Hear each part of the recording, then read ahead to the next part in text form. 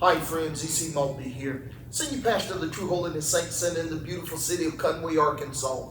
And you know what time it is. It is Wednesday Word time. So what is our Wednesday Word for tonight? Our Wednesday Word is dating. I want to take some time tonight and give you three very important qualities to look for in the person you're dating. Three important qualities to look for in a potential mate in your life. So what is the first quality you need to look for in someone you're dating? The first quality is love. Yes, the first quality is love. And when I think about love, I really think about love on three levels. In fact, when I think about love, I think of three Greek words for love. The first Greek word I think about for love is the word agape.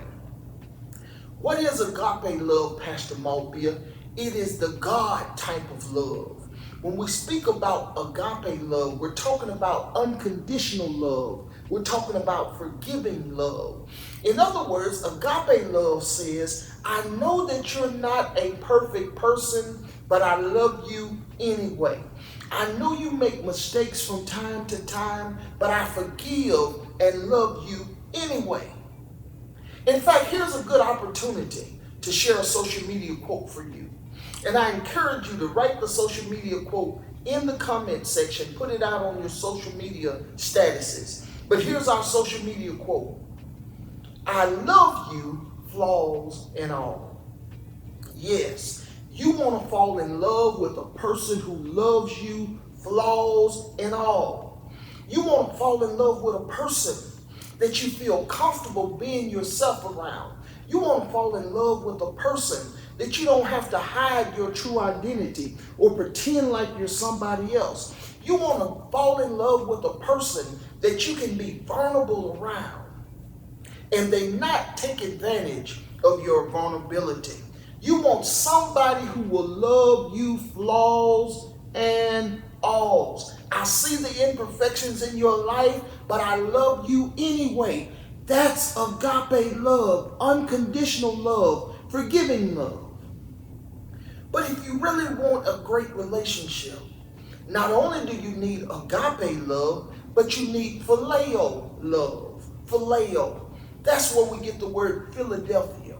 It really means brotherly love or friendship. I think it's so important for you to choose a significant other that you consider your best friend. I think it's so important that you spend time with a person that you enjoy laughing and being goofy with and just enjoying each other's company. It's called phileo, brotherly love. I want to marry my best friend.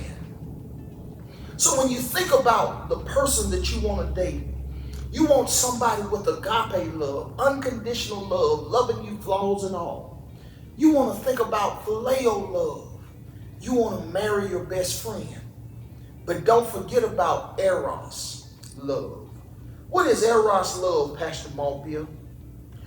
When we think about eros love, we're talking about sexual passion or desire. When we think about eros love, we think about being attracted to or turned on by or having chemistry with somebody. When we think about eros love, we think about romantic love.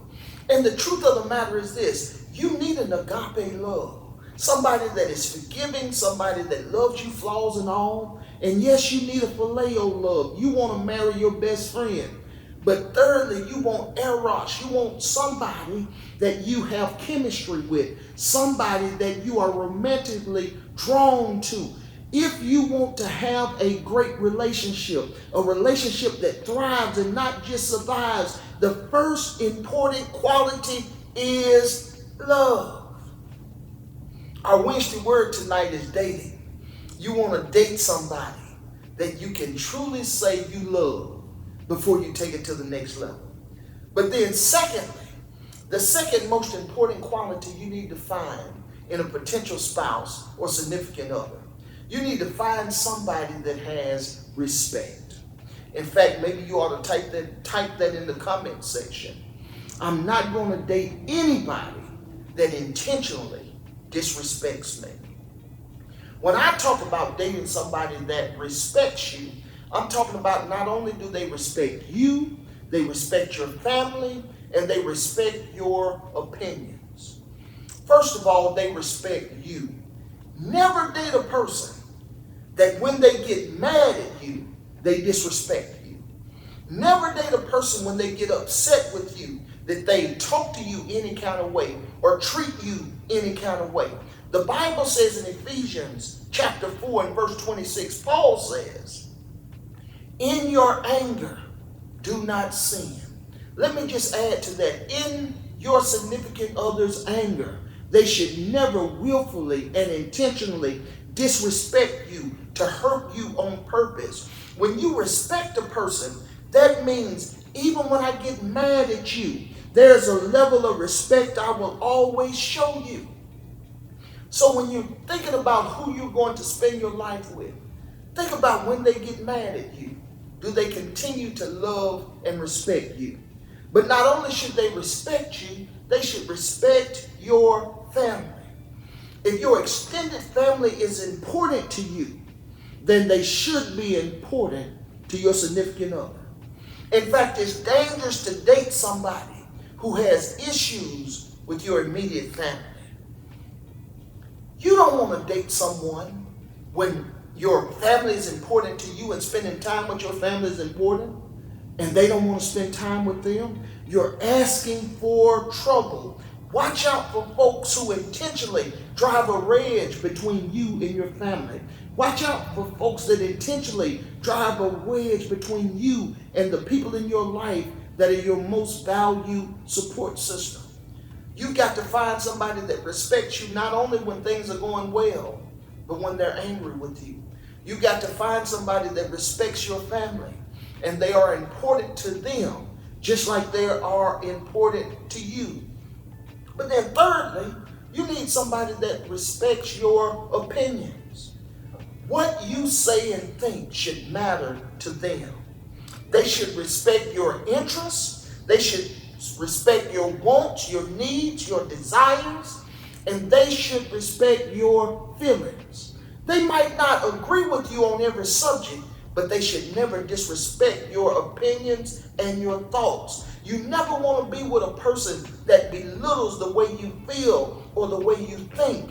When you're looking for quality characteristics in a potential mate or significant other, you need somebody that respects you, your family, and your opinions. You need somebody that loves you on 3 levels: agape, unconditional love; phileo, best friend; eros, romantic love. And here's the last one, and I'm just about out of here.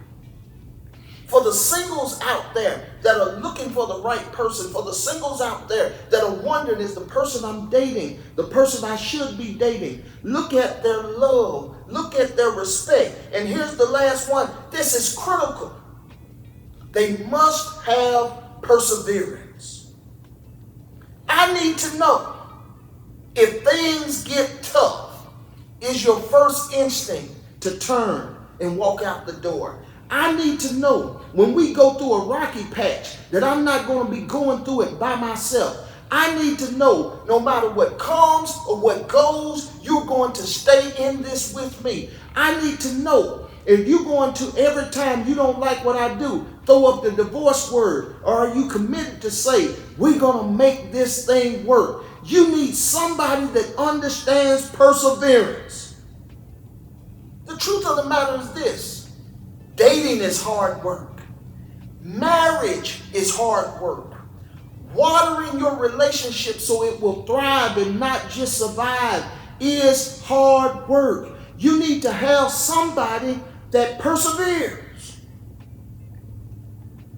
Are you committed to working through your problems like 2 Christian adults? 2 Christian adults. In fact, Paul says these words in 1 Corinthians chapter 13 and verse 11. Listen to this. Paul said, when I was a child, I spake as a child. I understood as a child. I thought as a child. But when I became a man, I put away childish things. Christian adults put away childish behavior, particularly when it comes to conflict. When you and your spouse, or when you and your significant other are not getting along, do they talk through the problem like an adult? Or do they act childish, yelling at you, belittling you, calling you out of your name? Do they act like an adult and sit down and work through the issues? Or do they act childish, ignoring and avoiding and sometimes ghosting you for no apparent reason? You need somebody that's going to persevere, somebody that's going to act like an adult. Perseverance means the relationship can take a licking and keep on ticking. Listen, ma'ams and sirs, our Wednesday word is dating. The three so very important characteristics you need to find in a potential mate or significant other. If you're looking for the right qualities, it must be love, unconditional love, friendship love, and romantic love. It must be respect for you. It must be respect for the people you care about. And it must be respect for your opinions. And finally, you need somebody that has perseverance. They can take a licking in the relationship and keep on ticking. They're not going to run out the first sign of trouble, because you want somebody that's going to stick with you in the difficult times. Hey, until we speak again, be blessed.